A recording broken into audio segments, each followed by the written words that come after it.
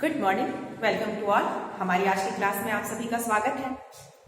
हमारा lesson start है नींव की ईंट, जो राम वृक्ष बेनीपुरी द्वारा लिखित एक ऐसा निबंध है जिसमें जीवन के सत्य को उजागर किया गया है कि हम सभी मनुष्य जीवन में किसी भी वस्तु की बाह्य जो रूपरेखा है, बाह्य आकर्षण और समाज के बाह्य व्यवहार के प्रति आकर्षित होते हैं। जीवन की जो सच्चाई है, जो जीवन का ठोस धरातल है, उसकी ओर हमारा ध्यान नहीं जाता है। अपनी इसी विचारधारा को स्पष्ट करने के लिए राम वृक्ष बेनीपुरी जी ने किसी भवन के नींव की ईंट को उदाहरण के रूप में लिया है और इस लेसन का नाम भी नींव की ईंट संभवतः इसीलिए रखा है। इस निबंध का शीर्षक नींव की ईंट संभवतः इसीलिए रखा है। चूंकि बेनीपुरी जी एक राष्ट्रभक्त थे, स्वतंत्रता सेनानी थे, इसलिए उनकी सभी रचनाओं में जो देश प्रेम है, देश प्रेम का स्वर स्पष्ट रूप से दिखता है। देश और समाज के प्रति एक नागरिक का क्या कर्तव्य होना चाहिए, एक मनुष्य का मानवता के नाते क्या कर्तव्य होना चाहिए, इसी को निर्धारित करते हुए और इसी को स्पष्ट करते हुए उन्होंने यह रचना लिखी है। उनकी इस रचना में हमें समाज प्रेम, देश प्रेम और अपने राष्ट्र नायकों, सेना नायकों और समाज सेवियों, समाज के कर्णधारों के प्रति समर्पण का भाव भी दिखता है। वे लिखते हैं कि हम सभी कंगूरों के गीत गाते हैं, अर्थात किसी भवन के ऊपरी बनावट और उसके डिजाइन की प्रशंसा करते हैं, लेकिन हम कभी भी किसी मकान की नींव की ईंट की प्रशंसा नहीं करते कि उसने हमारे लिए क्या योगदान दिया कि हमें इतना मजबूत मकान तैयार हुआ मिला है और हम इतना मजबूत मकान आज बना पाए हैं और उसका लाभ उठा पाए हैं। इसीलिए वे कहते हैं कि जब भी हम किसी भवन की तारीफ करें, तब सबसे पहले उस तारीफ के स्वर नींव की ईंट से शुरू होने चाहिए, न कि पहले कंगूरों के गीत हम गाएं। अपनी इसी बात को आगे वे एक अलग अलग अंदाज में प्रस्तुत करते हैं। आइए लेसन के साथ ही उसे समझने का प्रयास करें। वह ईंट जिसने अपने लिए अंध को इसलिए कबूल किया कि ऊपर के उसके साथियों को स्वच्छ हवा मिलती रहे, सुनहरी रोशनी मिलती रहे। वह ईंट जिसने अपना अस्तित्व इसलिए विलीन कर दिया कि संसार एक सुंदर सृष्टि देखे। सुंदर सृष्टि हमेशा ही बलिदान खोजती है, चाहे वह बलिदान ईंट का हो या व्यक्ति का। सुंदर इमारत बने इसलिए कुछ पक्की लाल ईंटों को चुपचाप नींव में जाना है। सुंदर समाज बने इसलिए कुछ तपे तपाए लोगों को मौन मुख शहादत का लाल सेहरा पहनना है। शहादत और मौन मुख, जिस शहादत को शोहरत मिली, जिस बलिदान को प्रसिद्धि मिली, वह इमारत का कंगूरा है, मंदिर का कलश है। हाँ, शहादत और मौन यही समाज की आधारशिला होती है। लेकिन लेखक अपनी विचारधारा को स्पष्ट करते हुए कहते हैं कि हमें नींव के गीत क्यों गाने चाहिए। पहले सर्वप्रथम यदि हम किसी मकान की तारीफ करें, किसी भवन की तारीफ करें, तो सबसे पहले हमें उसके नींव की ईंट की प्रशंसा क्यों करनी चाहिए? क्योंकि उसने अपना जीवन उस अंधकूप में समर्पित कर दिया, ताकि उसकी जो दूसरी ईंटें हैं, जो कट छट कर भवन का निर्माण करके सबसे ऊपर की ओर लगकर सुंदर डिजाइनों का निर्माण करेंगी, उन्हें तारीफ मिल सके, उन्हें हवा मिल सके। क्योंकि नींव की ईंट बनकर तो उस ईंट को कभी हवा नसीब नहीं होगी, कभी धूप नसीब नहीं होगी। आपने अक्सर ध्यान दिया होगा, जब कोई मकान बनता है तो सबसे पहले नींव बनती है और ईंटों को इस तरह से नींव में चुन दिया जाता है।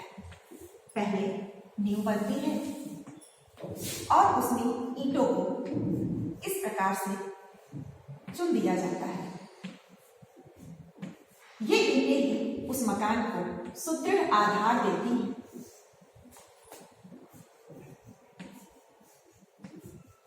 आप ध्यान देने का प्रयास कीजिए। आपके आसपास भी जो मकान बनते होंगे, आप अगर ध्यान देंगे तो देखेंगे सबसे पहले नींव की खुदाई होती है, नींव बनती है और उसके बाद भी दीवारें खड़ी होती हैं और कमरे बनते हैं, हॉल बनते हैं, या अनेक प्रकार के सुंदर भवन आप दर्शनीय स्थलों पर देखने जाते हैं तो वहाँ विभिन्न प्रकार के डिजाइन बने आपको मिलते हैं। और जब ये नीम की ईंट ही अपना बलिदान दे देती है, क्योंकि उस नाली में धंसकर उन्हें न तो प्रकाश मिलता है, न धूप मिलती है, न हवा मिलती है, लेकिन फिर भी वे सबसे अधिक अपना समर्पण दे करके एक मकान को, एक भवन को निर्माण देते हैं। तब कहीं जा करके किसी एक भवन का निर्माण होता है। हम इसको इस तरह से देख सकते हैं कि यदि कोई भवन बन रहा है तो उसमें सबसे अधिक योगदान इन नीम की ईंटों का होता है, जो दिखते नहीं है, अंदर धसे रहते हैं। दिखता है तो हमें मकान का डिजाइन दिखता है, मकान के जो लाभ प्राप्त करने वाले लोग होते हैं, चाहे इसमें हम कोई भी डिजाइन कर ले, आप किसी भी तरीके से बना ले, कितने भी कमरे बना ले, खिड़कियां बना ले और दरवाजे बना ले, उनका लाभ उठाएं। ठीक है, इस प्रकार से तो जब भी हम तारीफ करते हैं, इन डिजाइनों की करते हैं, इन कमूरों की करते हैं, कभी भी हम इन नीम के ईंटों की तारीफ नहीं करते, इनकी प्रशंसा नहीं करते। अब इस मकान की तरह ही लेखक हमारे राष्ट्र और समाज को भी कहते हैं कि हमारा राष्ट्र और हमारा समाज भी इस भवन की तरह है, और इसके निर्माण में भी कुछ लोगों ने अपने पूरे जीवन को समर्पित किया है। वे स्पष्ट रूप से कहते हैं कि वह ईंट जिसने अपना अस्तित्व इसलिए विलीन कर दिया कि संसार एक सुंदर सृष्टि देखे। सुंदर सृष्टि यानी कि एक सुंदर भवन। आप कहते हैं लाल किला सुंदर है, एफिल टावर सुंदर है, ताजमहल सुंदर है और हवा महल सुंदर है। ऐसे बहुत से भवन दर्शनीय स्थलों के जहां आप जाते हैं, या खुद आपका अपना मकान, अपना घर इंसान को सबसे सुंदर लगता है। ये सारे जो भवन है दर्शनीय स्थलों के हों या कि हमारे अपने मकान, बड़े बड़े भवन, हम उसकी तारीफ करते हैं, उसके डिजाइनों की तारीफ करते हैं, बिना इस बात की परवाह किए कि उसकी जो शुरुआत है, उसको जो मजबूत आधार दिया है, वह उसकी नींव पे समर्पित ईंटों ने दिया है। इसी प्रकार हमारा समाज भी है। लेखक कहते हैं कि उन ईंटों ने अपना बलिदान क्यों किया, ताकि एक सुंदर भवन आपको मिल सके, एक सुंदर भवन आप देख सके। तो जब आप तारीफ करते हैं तो उस भवन की सुंदरता की तारीफ करते हैं, ना कि इन ईंटों के समर्पण की तारीफ करते हैं।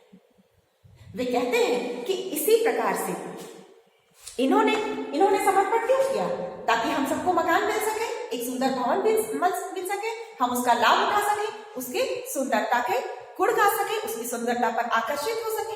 हम क्या करते हैं, हम सिर्फ ऊपरी जो बाह्य सुंदरता है उसी की तारीफ करते हैं, और इस नीम की ईंट के समर्पण को हम लोग भूल जाते हैं।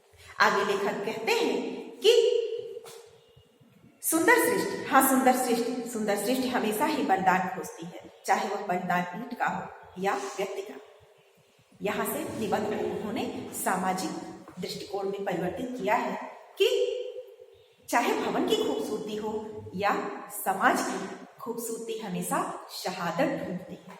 सुंदरता और सुंदर सृष्टि हमेशा बलिदान खोजती है, चाहे वह बलिदान एक भवन के लिए ईंट का हो या समाज के लिए किसी व्यक्ति का। सुंदर इमारत बने इसलिए कुछ पक्की लाल ईंटों को चुपचाप नींव में चले जाना है। सुंदर समाज बने इसलिए कुछ तपे तपाए लोगों को मौन मुख शहादत का लाल सेहरा पहनना है।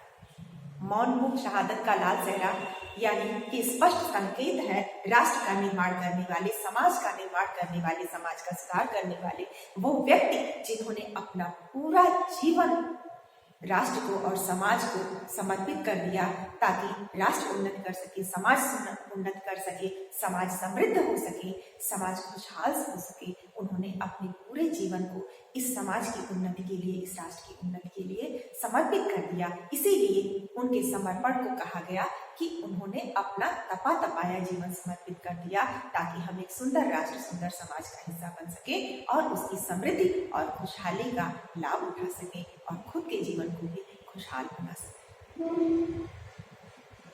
वे कहते हैं कि यदि किसी सुंदर राष्ट्र, सुंदर समाज और सुंदर भवन का निर्माण करना है तो सुंदर भवन के लिए नीम की ईंट का बलिदान आवश्यक है, और सुंदर समाज के निर्माण के लिए कुछ ऐसे व्यक्तियों का समर्पण आवश्यक है, बलिदान आवश्यक है, जिसके आधार पर यह समाज उन्नत होता है, समृद्ध होता है और मजबूती से खड़ा रहता है। शहादत और मौन, जिस शहादत को शोहरत मिली, जिस बलिदान को प्रसिद्धि प्राप्त हुई, वह इमारत का कंगूरा है मंदिर का कलश। वे कहते हैं लेकिन जब राष्ट्र का निर्माण हो जाता है, समाज का निर्माण हो जाता है और भवन का निर्माण हो जाता है, जब कोई भवन सुंदरता के साथ तैयार हो जाए तो हम तारीफ किसकी कहते हैं? किसकी तारीफ के गीत गाते हैं? उसके सुंदरता की, उसके कंगूरों की, डिजाइन की, उन नींव के ईंटों की नहीं जिन्होंने अपने समर्पण पर उस भवन का निर्माण किया, या यूं कहिए कि जिनके समर्पण पर वह भवन तैयार हुआ। तो लेखक का मानना है कि प्रसिद्धि किसको मिलती है, हम नाम किसका लेते हैं? उन भवन के या मंदिरों के कंगूरों का या उनके कलश का। हम कभी नींव के ईंट का नाम भी नहीं लेते किसी भवन या मंदिर की या किसी भी ऐसे अन्य इमारत की प्रशंसा करते हैं। अब वे उदाहरण देते हैं। ईसा की शहादत ने ईसाई धर्म को अमर बना दिया। आप कह लीजिए किंतु मेरी समझ में ईसाई धर्म को अमर बनाया उन लोगों ने जिन्होंने ईसाई धर्म के प्रचार में अपने आप को अनाम उत्सर्ग कर दिया। उन्होंने उदाहरण दिया है एक विशिष्ट समाज का, ईसाई समाज का। उन्होंने कहा कि ईसा मसीह के बलिदान से ईसाई समाज का उद्भव और विकास हुआ। लोग आज भी उनकी पूजा अर्चना करते हैं, पर ईसा मसीह के बलिदान को क्या हम जान पाते? यदि उनके अनुयायियों ने, उन धर्म प्रचारकों ने विश्व के कोने कोने में जाकर अपना जीवन समर्पित करके उनकी शिक्षाओं का प्रचार प्रसार न किया होता। लेखक का मानना है कि ईसा मसीह के उन बलिदानों की गाथा गाने वाले वे ईसाई प्रचारक ही वास्तव में प्रशंसा के अधिकारी हैं, जिन्होंने अनाम रहकर अपना जीवन समर्पित कर दिया। अनाम रहकर यानी ऐसे बहुत से धर्म प्रचारकों, ऐसे बहुत से ईसाई धर्म के जो पादरी हैं, प्रचारक हैं, उनका हम नाम तक नहीं जानते, जिन्होंने विश्व के कोने कोने में जाकर अनेक कठिनाइयां सह करके, अनेक प्रकार की विपदाओं को सह करके ईसा मसीह की शिक्षाओं का प्रचार और प्रसार किया, ताकि पूरे विश्व में उन्हें एक सम्मान, आस्था और एक प्रभुत्व की दृष्टि से देखा जाए। उनका एक ईश्वरीय सत्ता के रूप में प्रचार प्रसार जिन व्यक्तियों ने किया, जिन धर्म प्रचारकों ने किया, वे तो अनाम रह गए, लेकिन ईसा मसीह अमर हो गए, उनकी शिक्षाएं अमर हो गई और आज भी लोग उनका अनुसरण करते हैं विश्व के कोने कोने में। लेकिन कोई उन शहादत करने वाले, उन पादरियों, उन धर्म प्रचारकों को नहीं याद करता है जिनके शहादत और समर्पण से विश्व के कोने कोने में उनकी शिक्षाएं प्रचारित और प्रसारित हो सकी। आगे वे लिखते हैं कि मेरी समझ में ईसाई धर्म को अमर बनाया उन लोगों ने जिन्होंने ईसाई धर्म के प्रचार में अपने आप को अनाम उत्सर्ग कर दिया, यानी कि अपना पूरा जीवन समर्पित कर दिया, बलिदान कर दिया ईसा मसीह की शिक्षाओं का प्रचार प्रसार करते हुए, ताकि ईसाई धर्म को प्रतिष्ठा मिल सके। ईसा मसीह की शिक्षाओं का अनुसरण करने वाले लोग समाज में आगे बढ़ सके और उनकी शिक्षाओं पर अमल करते हुए, उनकी शिक्षाओं का अनुसरण करते हुए अपना जीवन जिए। आगे भी लिखते हैं कि उनमें से कितने जिंदा जलाए गए, कितने सूली पर चढ़ाए गए, कितने वन वन की खाक छानते छानते जंगली जानवरों के शिकार भी हुए, कितने उससे भी भयानक भूख प्यास के शिकार हुए। उनके नाम शायद ही कहीं लिखे गए हों, उनकी चर्चा शायद ही कहीं होती हो, किंतु ईसाई धर्म उन्हीं के पुण्य प्रताप से आज भी फल फूल रहा है। लेखक बेनीपुरी जी स्पष्ट रूप से लिखते हैं कि आज ईसाई धर्म का प्रचार प्रसार और ईसाई धर्म की प्रतिष्ठा मेरी दृष्टिकोण से उन धर्म प्रचारकों और उन व्यक्तियों का के लिए, उनकी दृष्टि में, लेखक की दृष्टि में उन धर्म प्रचारक और उन व्यक्तियों का समर्पण महत्वपूर्ण है जिन्होंने अनाम रहकर अपना उत्सर्ग कर दिया ईसा मसीह की शिक्षाओं का पूरे विश्व में प्रचार प्रसार करने के लिए। ऐसे लोगों के विषय में वे लिखते हैं कि उनमें से न जाने कितना जिंदा जलाए गए।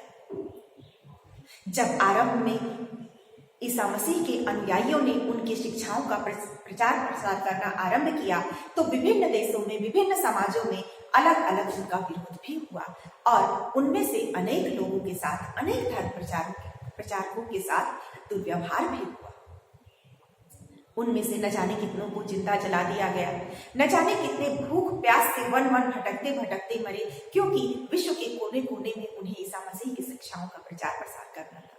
न जाने कितने दुर्व्यवहारों को सहते हुए अपना जीवन उत्सर्ग करते हुए वे अपने उद्देश्य में आगे बढ़ते रहे और आज पूरे विश्व में ईसाई धर्म का प्रचार प्रसार करने में सक्षम हो सके।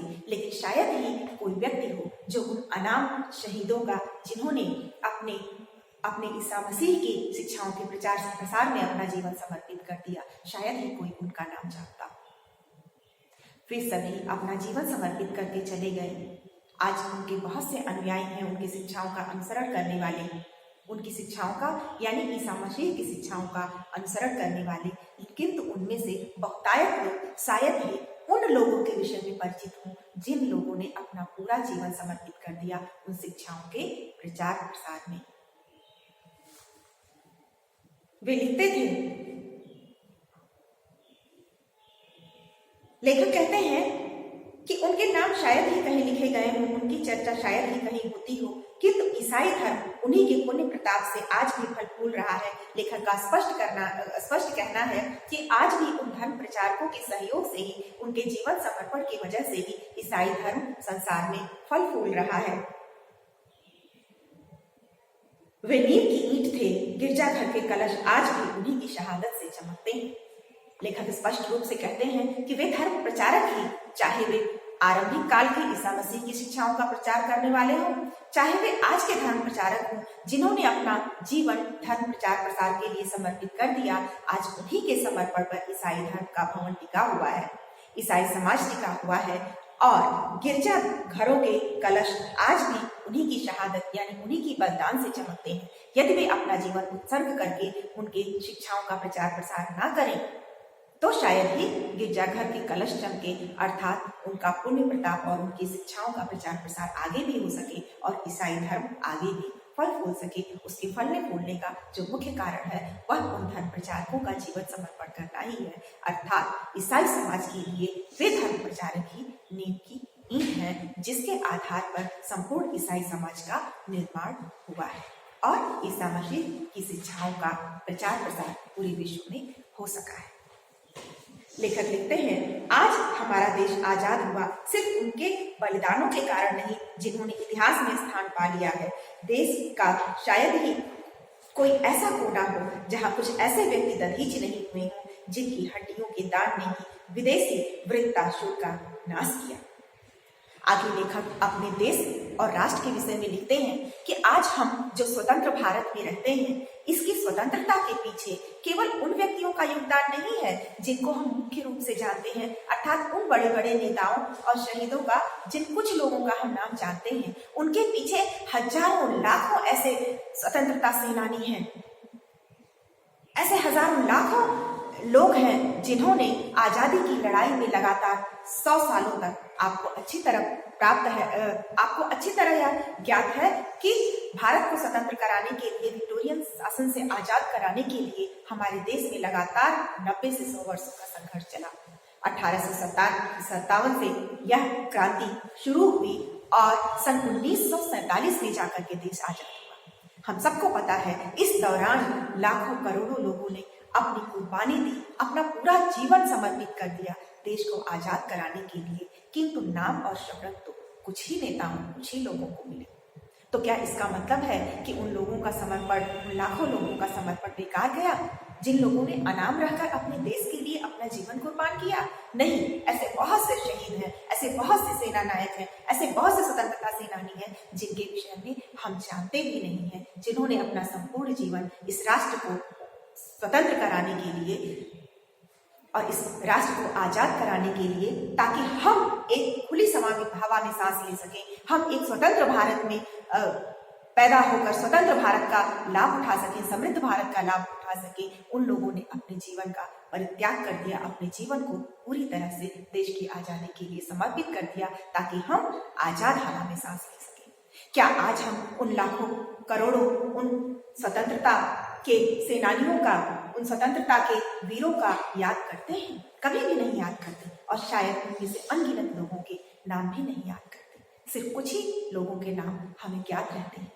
पर क्या उन अज्ञात राष्ट्र प्रेमियों का हमारे राष्ट्र निर्माण में योगदान नहीं? वस्तुतः वे ही मुख्यतः हमारे स्वतंत्र भारत की नींव है। स्वतंत्र भारत का जो भवन तैयार हुआ है, उन्हीं की शहादत, उन्हीं के बलिदान पर तैयार हुआ है।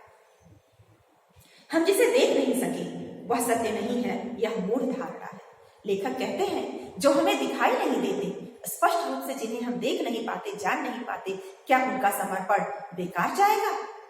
ऐसी धारणा मन में बना लेना कि वे नहीं देख रहे इसलिए उनका समर्पण नहीं, यह एक मूर्खतापूर्ण धारणा है। मूढ़ धारणा यानी मूर्खतापूर्ण धारणा या मूर्खतापूर्ण विश्वास है। सत्य तो ढूंढने से ही मिलता है। ऐसी नींव की ईंटों की ओर ध्यान देना हमारा काम है, हमारा धर्म है। लेखक कहते हैं कि सत्य बैठे बिठाए नहीं मिलेगा। आप ऊपर से किसी मकान को देखेंगे तो आपको नींव की ईंट नहीं आपको दिखेगी, आपको उसे ढूंढना होगा, उसके पास जाना होगा, उसके महत्व को समझना होगा। ठीक इसी प्रकार हमको अपने समाज का सत्य भी पहचानना होगा कि हमारा समाज और राष्ट्र जो आज इतना उन्नत और समृद्ध हो सका है, इसको उन्नत और समृद्ध बनाने में, स्वतंत्र बनाने में जिन राष्ट्र नायकों का निर्माण है, जिन देश प्रेमियों का निर्माण है, उनकी शहादत को, उनके बलिदान को हम महत्व दें, उसको समझें, उसके पास जाकर महसूस करें कि उन्होंने अपना जीवन कैसे समर्पित किया, ताकि हम एक सुंदर और अच्छे जीवन के भागीदार बन सके, हमें एक अच्छा स्वतंत्र जीवन जीने को मिल सके, समृद्ध जीवन जीने को मिल सके और खुशहाल जीवन जीने को मिल सके। क्योंकि सत्य को तो ढूंढना पड़ता है, सत्य अपने आप नहीं मिलता।